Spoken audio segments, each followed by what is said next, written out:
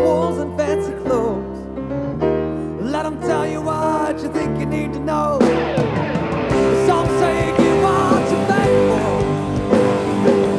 others say you get what you need. But if you ain't got shit to stand for, then why the hell do you play?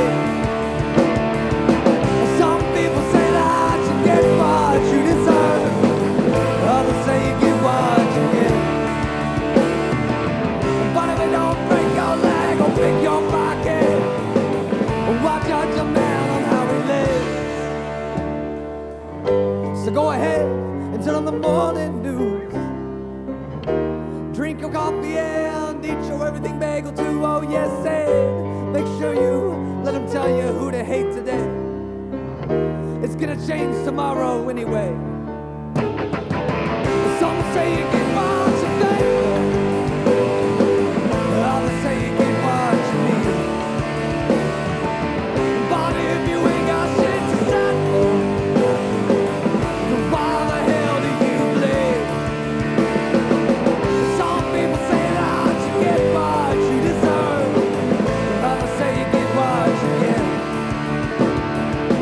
But if it don't break your leg or pick your pocket, or watch out your man on how he lives.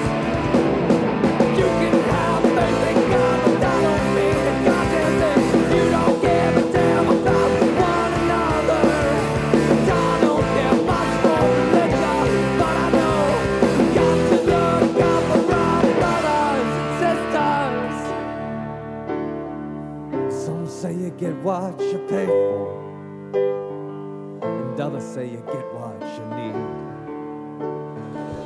But if you ain't got shit to stand for, then why the hell do you bleed?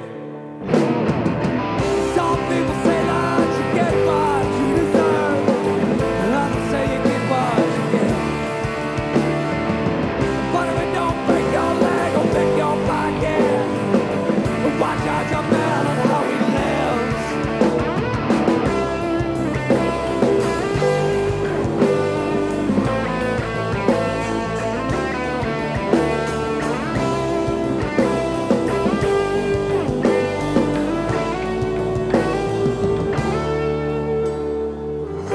So go ahead, turn on the evening news. Let them spoon feed lies to you. Hey y'all, how y'all doing out there? Hey. How y'all doing out there? Welcome to Booze and News. Booze and news. That's right. It's your host, Jonathan Fleischner. Albert DeLeon. Welcome to episode number 7. Sorry for some mishaps we had last week, but we were able to salvage about half of that episode. And this week, we're going to be coming to you guys with a full episode in a brand new time slot to fix some of these problems. As you may notice right now, our picture got a hell of a lot better because we got a new camera. Woo! We got a new keyboard. Moving on up, motherfuckers. That's Audio's right. getting better. Everything's getting better. We should have some background stuff coming too, so you don't have to like stare at my ceiling fan. Get some green screens and shit. Eventually, we'll get this camera adjusted. We just got it actually working today, so this is the best it is right now. You know what I mean? This is as good as it gets. But yeah, if you're watching this episode, that means that you're watching it at maybe our new time slot, which is going to be Saturdays at 2 p.m. That's right. So, yeah. So we will still be going live on Thursdays at 8 p.m., but that is going to be a new segment that we're going to be doing called the Happy Half Hour Live and Uncut. Live and uncut. Live and Uncut. And so we will actually be doing that tonight. We're filming on Thursday still, but it will be, this recording will go out on Saturday. So, That's right. So yeah, there we go. So to get into it, want to go ahead and thank that song that we had during our intro. That song is called Evening News by Cheers to Good Problems, and we want to thank them so much. That is the perfect opening music that we could imagine, and thank them for letting us use that. Thank know? you. We appreciate it.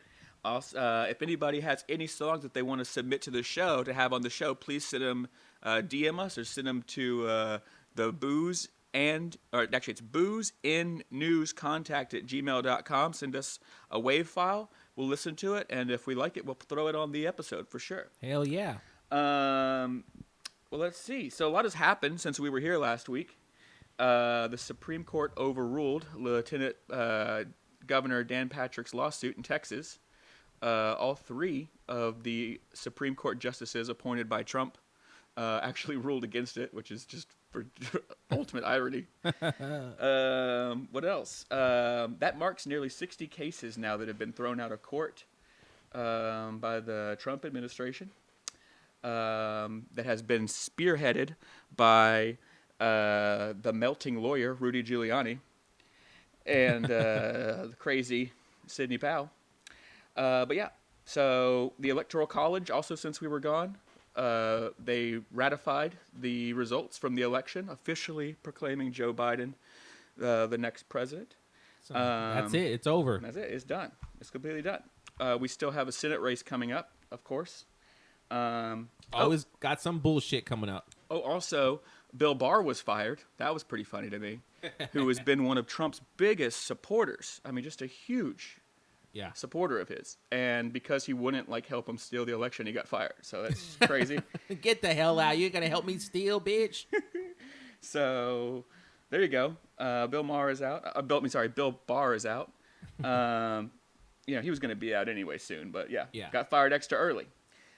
Still, the Stop the Steal protests are ramping up. Proud Boys and MAGA chuds everywhere are now burning Black Lives Matter banners and setting them afire in front of black churches in Washington and other places. So it's like they went from burning crosses and Klan robes to burning banners in Proud Boy uniforms, They're switching it up. Yeah. They're switching it up. But yeah, so no matter what, it doesn't really matter because the coup is over. Because even if Trump's last kind of holdout ditch effort is that they're going to try to petition it in the House, but the Democrats have a majority there, so it won't pass. So that's it. That's it. His last attempt is he's gonna handcuff himself to the door. That's right. Well, without further ado, we're just going to move on to our first segment. No word of the week this week because of time, because we are trying the happy half hour for the first time. So just to cut a little bit of time out, we are cutting that segment just this week. It'll be back either next week for the Christmas special or during one of the next Booze and News episodes. So I'm going to go ahead and pull up the graphic, and we will get going into the next segment, Albert, which is going to be U.S. News. Hell yeah, U.S. News. I was just thinking that little joke I made about Trump handcuffing himself to the White House door. If the handcuff doesn't work, he'll fire the handcuff. Fire the damn handcuff. Or do something. I don't know. I'm trying to finish that joke. Sorry, guys. Yep. Handcuff fraud. So, I got a little sound effect, right, for this. Let's see. What was the sound effect for U.S. News? I can't remember. These are all new adjustments. Let's see. I think it was this one. It's affordable clinics, Nope, prescriptions, definitely and essential. Definitely ain't that. All right. Well, that was a nice try. Okay, U.S. News this week. Well, we've been talking last couple of weeks, pretty much since the election, on a kind of reoccurring theme, and that's been about the Stop the Steal movement, and that's been our main focus of the U.S. News, and it's been a focus on the white nationalist groups that are out there protesting, like the Proud Boys, right? The right-wing media that's been spearheading these kind of conspiracies, whether it be from conservative talk radio, which we talked about the history of, into the online conspiracy forums on the internet and YouTube, like Alex Jones, et cetera, into cable news like Fox and CBN and televangelism. And there's even a Facebook, a whole Facebook now that... Well, we're actually going to get into that tonight. Oh, okay. So that's what we're going to talk about tonight, is kind of the money that's behind all of this, and how... let me turn that down because I don't want to give nobody a seizure. The money that's behind all this, like the grifters, the con men, and the snake oil salesmen that are really funding all of this. So the money that in politics that backs this libertarian legislation, which really only just benefits the ultra mega rich, right? I mean, we're talking like there's like 100 people, if that are like the billionaires. We're talking about the Illuminati people. I mean, yeah. Well, I mean, if you want to call them that, they are the ultra mega rich. That's the club. It's a club that only you can be in if you're a billionaire. You right? got to have at least 100 billion. Well, just a billion even.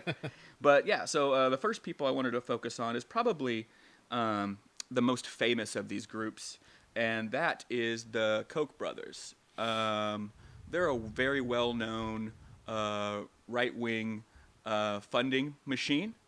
They are probably the most infamous contributor to the GOP. Anyone in the Republican Party that wants to be anybody basically has to buy into their libertarian messaging. Damn. If you want their donations. But their donations are what basically can win you elections. I mean, they have spent hundreds of millions of dollars Wow. in influencing elections. So See, I didn't know this shit. So I'm gonna take you to a little school about the Koch family. The Koch family is an American family engaged in business, best known for their political activities, an active role in opposing climate change legislation, donating to libertarians, criminal justice reform, and Republican Party causes, and in their control of Koch Industries, the second largest privately owned company in the United States, with 2017 revenues of $100 billion. The family business was started by Fred C. Koch, who developed a new cracking method for refinement of heavy crude oil into gasoline. He had 4 sons that litigated against each other over the interest of the business during the 1980s. Oh, we just lost our camera. So we're going to pause here. And, what the fuck, dude? That's okay. We can start back where you were. Well, let's just keep going. Did it get? I don't know what's going on. The camera died. Maybe it got loose. Yeah, I heard a beat. It's always something, man. So it's fucking plugged in. Is this on? Is my phone charging? That's on. Why did this die? I fucking charged it all night. I think the shit's just sensitive, because when you were messing with it earlier, it tapped out. I think. All right, we'll see. New camera, new problems. So that may happen. It looks like it's working now. It's plugged in.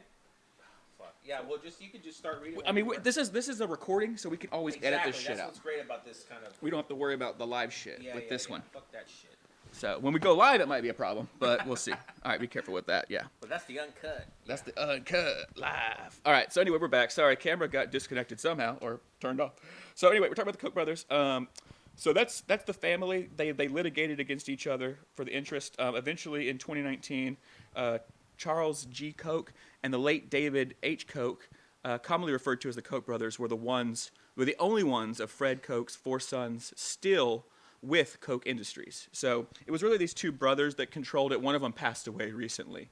And like I said, they've spent hundreds of millions of dollars influencing elections. The most influential lobbying group that they have, right, or that's like this massive influencer, is called the Americans for Prosperity, or the AFP, founded in 2004. It's a libertarian conservative political advocacy group in the United States, funded by the Koch brothers, and it's their primary advocacy group. And it is considered probably the most influential American of that type in American conservative organizations. Really, they are the ones that helped fund the Tea Party movement, and they kind of arose during George W. Bush era, and they were very anti-Obama. Okay. Right. All right. So that's the first major influencers that we're going to talk about. The next ones we're going to talk about is a little bit less known, but incredibly influential. It's the Mercers, and this is Robert Mercer and Rebecca Mercer, and I'm going to read this quote. It says, according to an in-depth report by Jane Mayer in the New Yorker, Rebecca Mercer Yeah, or I think it says Mercer is a Christian conservative, gun enthusiast, climate change denier, religious, small government proponent, and man, this is the father, who despises the political establishment as incompetent and corrupt. He has donated over $100 million to various right-wing candidates and think tanks. Most of that money has gone through the Mercer Family Foundation, run by Robert Mercer's daughter, Rebecca. Okay, Rebecca Mercer is a very interesting character. She's an American heiress, the foundation director in place of her father, and a major Republican donor who oversees the day-to-day operations of philanthropic and political projects of the Mercer family. So the crazy thing about the Mercers is Politico called her, Rebecca Mercer, the most powerful woman in GOP politics. She had been more aligned with the anti-establishment part of the GOP than most other big Republican donors. Newsmax media owner Christopher Ruddy called her the first lady of the alt-right. How old is she? She's not super old. I don't know what her age is. I have to look it up. Let's see. Maybe it says it here. She's 47. So she and her father contributed $25 million to Trump in 2016 for the presidential election. She led the Keep the Promise super PAC and was the largest outside benefactor of Ted Cruz. So she was actually sponsoring Ted Cruz before he lost the primary to Donald Trump, and then they switched over to Trump. They also created the Defeat Crooked Hillary PAC and Make America Number One PAC, I guess. And during the general election, they were the ones who really made a bunch of the anti-Clinton ads, okay? What's another fascinating fact about the Mercers is they were the ones who introduced Steve Bannon to Trump in the first place. Steve Bannon, of course, as we talked about in earlier episodes, famous propagandist and chief strategist of Trump during the 2016 election, okay?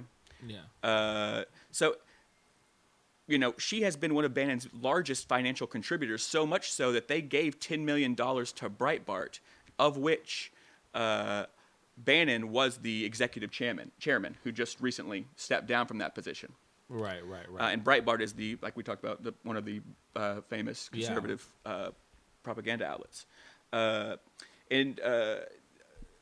like you were saying, you were talking about the conservative Facebook, which is called Parler. Well, Miss Mercer, Rebecca Mercer, is the primary funder of Parler as well, the conservative Facebook. I didn't know that.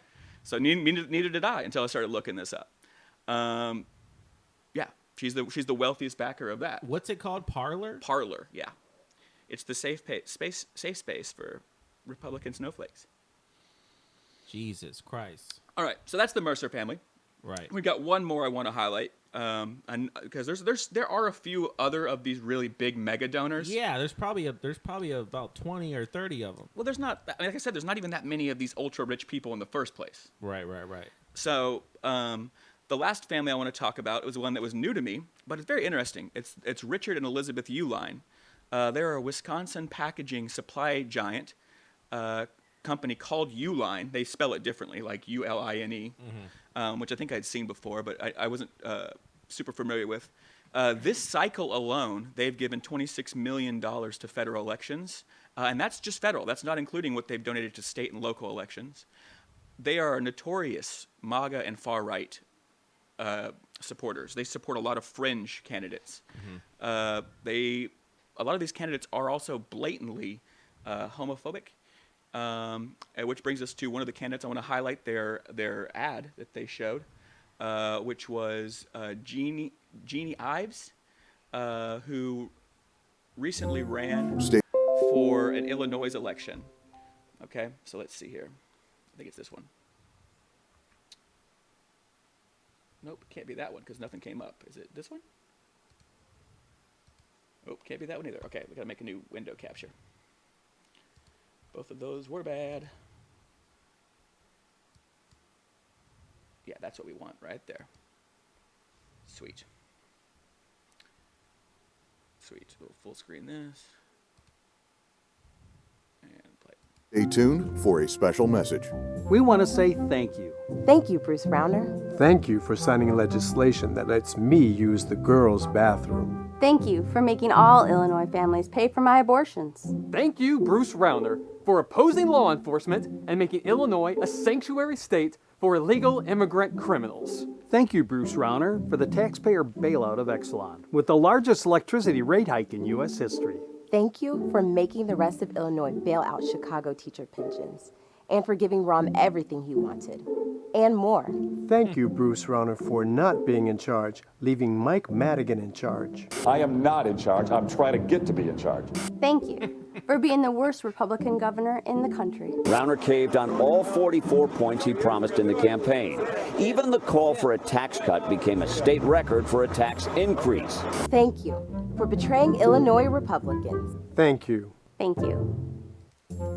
Stay tuned for a special message. You don't want to play that again? That garbage again? So, okay. So, Oh, that was funny. so, yeah. So, terrible, though. Incredibly transphobic. yeah, yeah. Incredibly fucking... Well, of course, it's awful. yeah. But, yeah, I get what you mean. But it's funny in the sense of how outlandish it is. I mean, Exactly. And she lost. Well, she lost to the governor, and she also lost her House run to Democrat Sean Austin this cycle. But she, there's a million different examples of candidates like that the Uihleins have funded. Just very far right wing, transphobic, and homophobic candidates. Very fringe candidates also. Not even just your regular Republicans. They're pretty crazy. Another crazy thing about the Uihleins is they were also famously known for, during the travel ban this year, because of COVID-19, breaking the rules to go to Canada when nobody else could. But they're billionaires, Exactly. They can go wherever the fuck they want. So, anyway, what do you think about that, and Albert? That's what do you think about those? I think the Uihleins and the Koch brothers and the Mercers. These ultra billionaires that influence the politics, right? That are so far removed from the regular people that are the ones protesting for them, like the Stop the Steal people, Right. who have been influenced by all this money, right? They have nothing in common with these rich billionaires. Well, it needs to stop. I mean, right now the system is so. I mean, this is just pure. This is corruption, basically. I mean, at its simplest, I mean, this is just. These are a few rich people. And because they happen to have a extremely successful business, can now a business that, by the way, has nothing to do with anything important. Right. We're talking about bullshit stuff. We're talking about fucking sodas and dumb shit. Right. It's like, I understand. You made it. You made a product, or your ancestors invented a product, and you're wealthy now. But the fact that we have a system in the government that allows these idiots with money to come into our system and make decisions, that's the issue that they run the government, right? And that's insane. That's ridiculous. And they're so small. The thing is that they're such a small fraction of society. It is really shameful that their interests are what's most important, right? Fuck the 99% of everybody else. We are always working for the 1%, not even the 1%, like the 0.1%. Right. Like that fraction of people that have that much money is so small. Which is like I said, which is just insane. Like, I don't know why they think that this will be something that can happen forever. Like, it's ridiculous. Yeah. It's insane. All right. Well, let's see here. We're gonna go into our next segment, which is science. I'm gonna get everything ready. All in one place. Minute Clinic. All right. Well, no sound effects, I guess, tonight because the damn advertisement won't stop playing. So we're gonna move into science, Albert. Let me move this over to the proper corner, and let's see. This week in science, speaking of grifters and conmen, we're gonna talk about SpaceX and Elon Musk, right? Well, you hate Elon Musk. Oh, I hate grifters and conmen. So it's not even about Elon Musk. You know what I mean? But I mean, he's also racist and transphobic. But hold on. Yeah. Let's just, one thing that I want to say about Elon Musk is, there is a slight difference between what we were just talking about and someone like Elon Musk. At least Elon Musk does something. I mean, these other people, we don't even know who the fuck they are. Elon Musk, you have to give him some credit to be able to be comfortable with putting himself in the public eye. What does he do, dude? Because the other company owns like a shipping company. The Koch brothers have the second largest industry. They probably actually make shit. Going to Mars is stupid. We're about to talk about that. We're talking about SpaceX.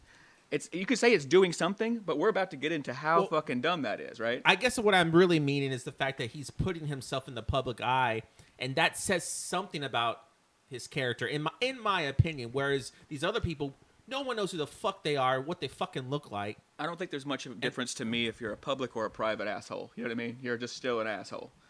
You know? Publicly or privately. You know what I mean? I'm not saying he's not an asshole. Yeah. I'm not saying that he's not an asshole. I'm sure he is an asshole. I'm just saying that.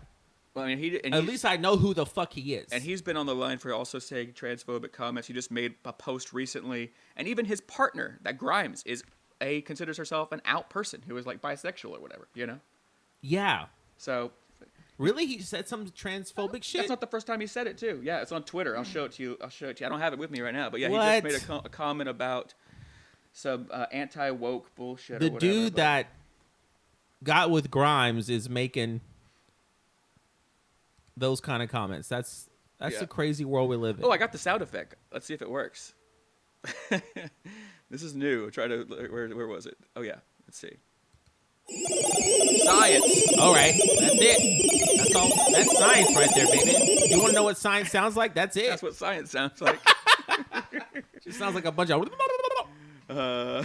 Okay, so SpaceX. I don't know, man. I think he just taking people for suckers, man. And we're gonna show you some examples of these rockets, the SN8 and the SN9 here in a minute. And all the SN stands for is serial number, by the way. I thought it was something cooler than that. Just a serial number, which is like similar to what his kid's name is, I think. Yeah, that's some crackhead shit right there. What they named that kid, 4X9. Like, come on, man. What? Yeah, it's a Borg name. The fuck, like. So some Kanye West shit. You know, I just think he hasn't really done much aside from making PayPal, which was, I think he just basically funded. I don't think he wrote any of the code for that or whatever. I think an actual smart person did it. He gave him money. So, and then you take SpaceX, which most of the technology that they've had, right, they got from NASA. Yeah, what they're trying to do right now is their own technology where they can fire the rocket up and use it again and bring it back. Yeah. Let's just show that clip first. Let's show those people that's this clip.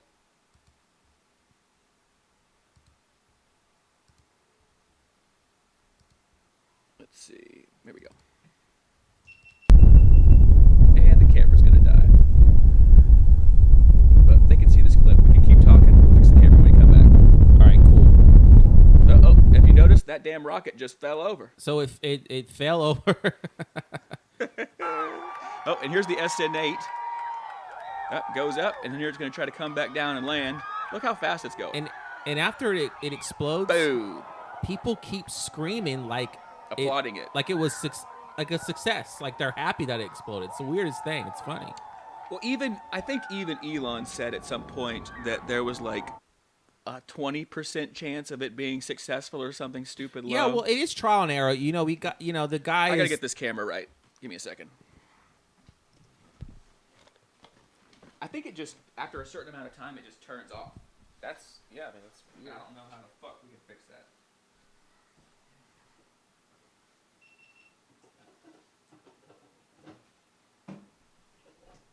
What time are we doing here? All right. Here's. Thank you. Got you another one. Let me go piss. Oh, let's just finish this segment real quick. Okay. All right. So we got the. We were talking about Elon Musk. We showed you guys that clip. If you notice in the clip with the first, we'll talk about SN8 first, the one that blew up. The rocket is supposed to. I saw a video that they did an animated sequence, right, of the rocket going up, and then it comes down. And it's supposed to slow down and land, right? And it just, even the animated video looked impossible because it's just coming down too fast, man. If that fucking thing bangs into the ground, it's over. Well, but that's their mission. They're going to try. I'm sure that they'll eventually figure that out. But here's the bigger problem. Even if they figure that out, going to Mars is stupid. And I just made a couple of reasons why, okay? It's just like saying trying to live on the moon is dumb. For one, there's no atmosphere. You can't live there, right? We don't have any technology to terraform Mars, the moon, any of this shit, right? Yeah. Even I was watching a NASA video recently. They said we'd have better luck on Titan, which is the moon of Saturn, because at least they have an atmosphere, Hey. right? You know what I mean? But that's what I'm saying. We don't even have the technology as well to get there. It would Right. take forever.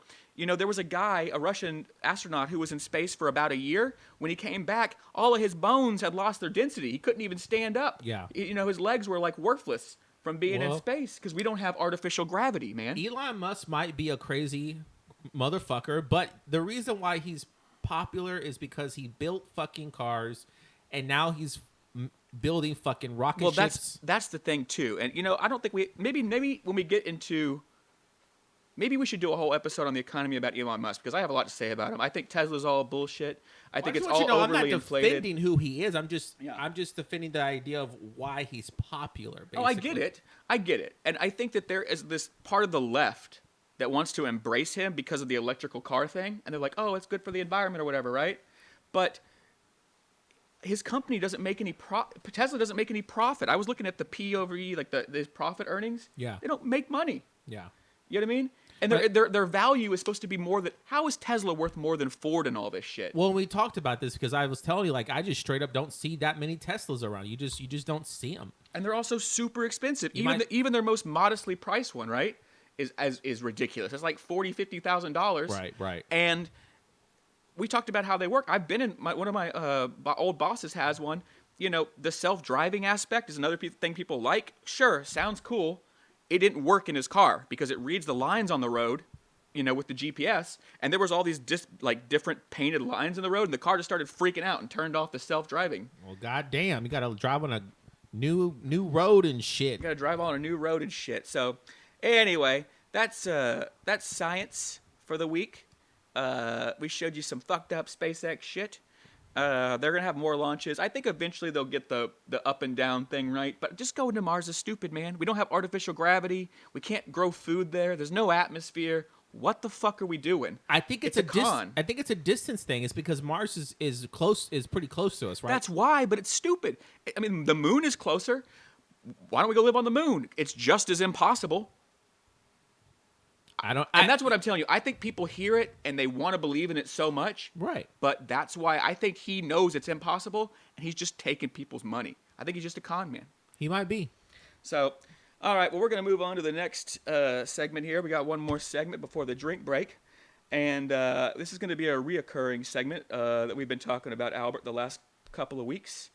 And this is our protest segment. And so the last couple of weeks, you know, we've been talking about protests all around the world. There's a lot going on. If you Google protest, oh, that's the wrong damn watermark. If you Google protest tracker, world tracker, you can see a map of over 100 countries that have been having protests in the past year. And many of them are still going on right now. And see if I can find the damn logo for it. There we go. Cool. And oh, there we go. All right, cool. And I had a sound effect for this too. I think it was this one.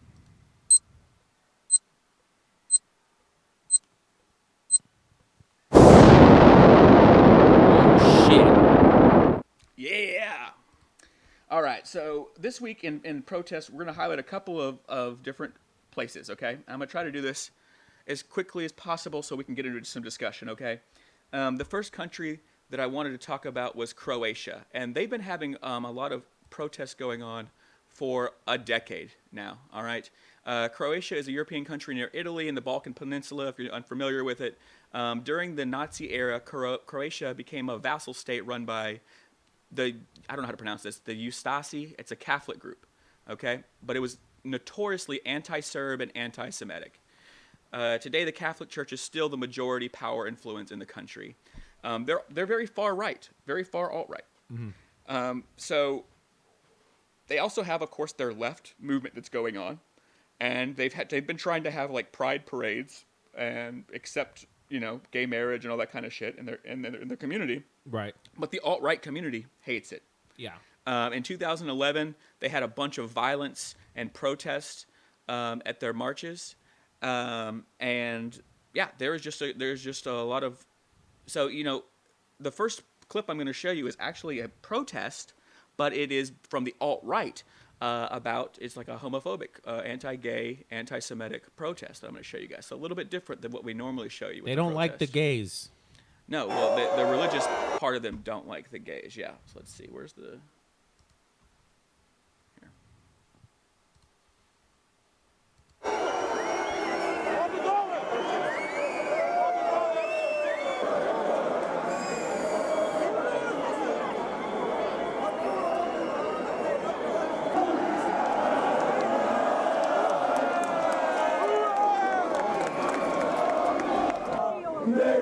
That guy, you see that guy with the middle finger? Yeah. Just sticking the middle finger in the air. Well, that's the thing. They typically anti-homophobic slurs. They call people like the F word and flip them off and tell them to go fuck themselves, whatever. It's pretty common. So yeah. Is this common in the culture to tell a homosexual to go fuck off? Oh yeah. Well, actually, like they had a lot of violence that's gone over the last decade, man. Especially focused around these pride marches.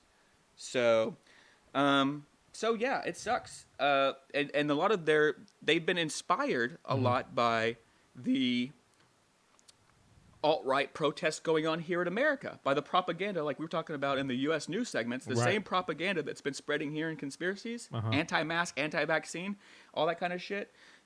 It's spreading. As much as there is a protest movement worldwide for people against authoritarianism and against the control of corporations, there's also this right-wing propaganda machine that is also spread worldwide, and they're fueling protests like this, where they're anti-gay rights, anti-people of color. It's basically white nationalism. Yeah, worldwide. That is interesting. So yeah, so it's like the Trump water is leaking into these other countries' Well, Trump is brains. Trump is just a symptom of the disease, right? He's just a symptom. Like if you're sick, right, with cancer, and your organ starts failing, that's a symptom, right? Yeah. Trump is just the symptom, and it's nuts, dude. And if you notice, there was the banner that they had of Nikola Tesla there at the beginning of that video, because he's actually, I think, Croatian, and he was the good Tesla. He's the good one. He was the actual scientist that came up with fucking crazy shit. And he what nationality was he? Croatian, I think. Really? Mm-hmm. Yeah. So, all right. So we're gonna move on to the next country in this segment. Of course, they make a movie about him. He's a white motherfucker from England. Right. You know how Hollywood is. But I think he's actually Croatian or Hungarian. I mean, that's that region right there, right? I'm not sure. Okay. So the next little country that we're going to talk about, I say little country. It's actually quite well. It's small, but it's very, very interesting, is Cuba. So Cuba has been having some very rare protests going on. They've been having artistic freedom protest, which is very rare in Cuba because they have a very authoritarian government, right? Right. Like Castro. Yeah. And it's rare that they have any demonstrations because they shut that shit down. They lock them up. They imprison them. Freedom of speech is not a huge thing in Cuba. But recently there was a rapper who was jailed for 8 months for just talking about police brutality. And so there was a group in... He was a Cuban rapper. It was a Cuban rapper, okay. Yeah. And so there was a group in Cuba who held a hunger strike, right, where they wouldn't eat. And the healthcare officials came in and took them out of their house and took them to jail. Now, it's rumored that those healthcare officials were just police in like doctors' uniforms, and that they went in there and they beat the shit out of them and drug them off. God damn. And basically, this led to a larger protest. So that the first protest was like the hunger strike. The second protest was an actual smaller protest. So I'm going to show you a clip from this. And like I said, these are very rare in Cuba, okay, because of the kind of authoritarian government they have.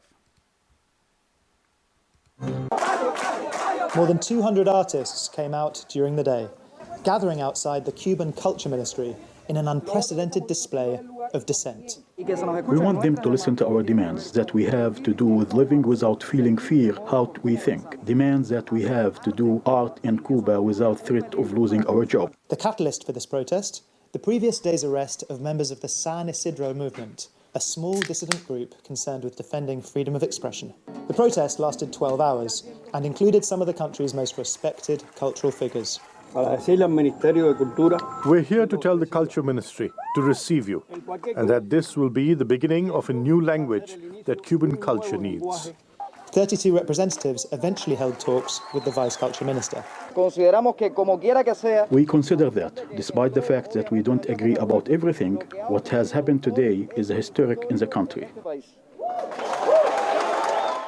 The Cuban government has not criticised the artists who protested outside the Culture Ministry, but it says the San Isidro movement are mercenaries because of the group's links with the US Embassy. And it also accuses the Trump administration of non-conventional warfare. The government and its supporters responded with a counter-demonstration. We want to make clear that our country's streets are not for movement paid for from abroad. Key in this crisis has been the spread of internet access on the island. The US government spends around $20 million a year on what it calls democracy promotion programs, much of which is spent on online news and propaganda. Okay, so what I wanted to highlight here was that, let me clear this out real quick. So you saw that movement that happened with the hunger strike, they considered that to be U.S. propaganda fed, right? But it did spark a smaller protest, right? Right. What's very significant about this whole thing was that the Cuban government actually met with like 30 artists and representatives to talk about their demands of freedom of speech. And that is very rare in Cuba, that they even give a fuck about freedom of speech. So that's it awesome. looks like they're making a little bit of headway there. Which is great. This is exactly that what is we really do. great. We're artists, our freedom of speech is probably the thing that we protect most in this country. Right. And I think is probably the largest, most important fundamental right that we each have that needs to be protected. Unless we're on Twitter, which we learned recently. Right. There are certain little words, tags or whatever, little things you hashtag that you think are perfectly normal, and they want to put you in jail. Right. Twitter jail. Oh, right. Yeah, it sucks. But we learned from that. Well, we still have freedom of speech here. We just have to be careful with what we say. And, you know what? If it's considered hate speech, we'll work around it. But we'll work around it. Yeah, but the thing is, they're not even reading what I wrote. Right. They're not. They just. Well, that's what's curious. They're just seeing. They're just the algorithm is. Well, because I think it was redneck that got us flagged. And the thing is that you could say redneck in an endearing way, right? Like exactly. Like what's the? I mean, I don't know if we were, but you could. Like, there's like the Rednecks comedy tour or whatever, right? Like that's the name of the damn comedy. There's tour. lots of people that are proud to be rednecks. I simply put it in there to get their attention to read the post. Well, it wasn't anything towards them. Right. All right. So last country I wanted to highlight in this segment today in our protest part 3 series is Uganda. Uganda has opposition leader protests going on right now for the upcoming election, where reggae singer Bobby Wine has popular support throughout the country against the 35-year dictator Museveni, who is widely considered to be one of Africa's presidents for life. And his party, this is considered his strongest rival to his political party and rulership yet. So I'm going to show you a quick clip of this, and we'll discuss.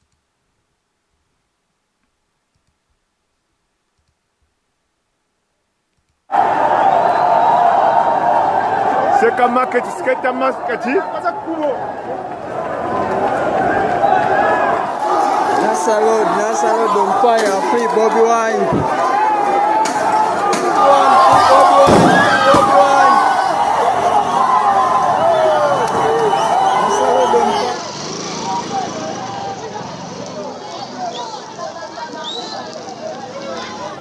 Were they trying to spill tires? Oh, I don't know.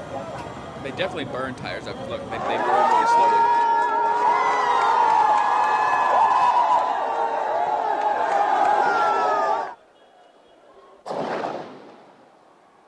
Look at that shit, dude.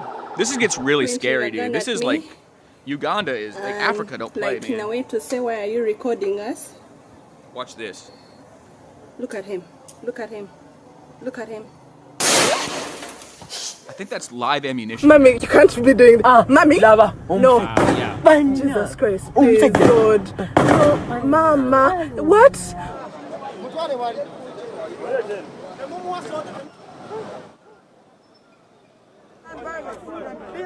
This is Bobby Wine, the reggae singer, being arrested. He's been arrested several times. How do you push a presidential candidate like that? How? For violating COVID-19 guidelines. You see a recurring theme with this, right? Yeah.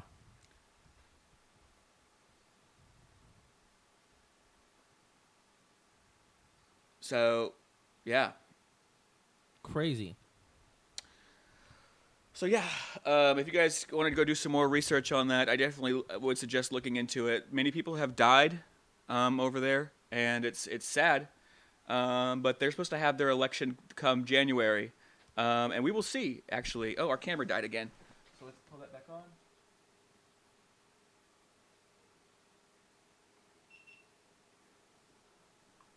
All right, so we're back.